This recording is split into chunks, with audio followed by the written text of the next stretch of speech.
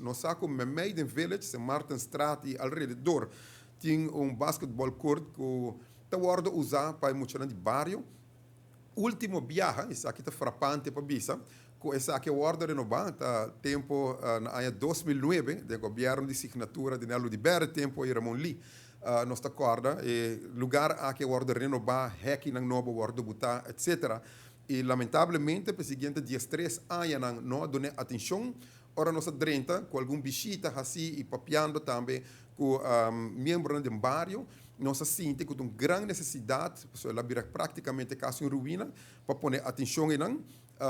Promessa de fevereiro, que semana passada, nós estávamos assistindo leu com a comsa que renovação aqui, lo cambia tudo aqui, lo bem aqui novo, e flor lo guardo completamente direita, e lo bem com color mais bonita,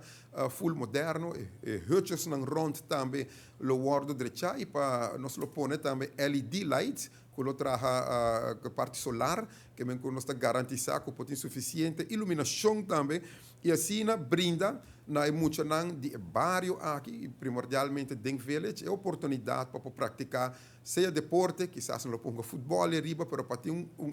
caminho que não por queda ativo e assim percorrer para fora de casa, praticando deporte, em vez de estar quizás ronda de caia com outro pensamento. Nós queremos compartilhar isso aqui também com turnos com cidadãos na renovação que já acaba a iniciar de cancha de basquetebol aqui, Memei, de Village, na São Nicolás.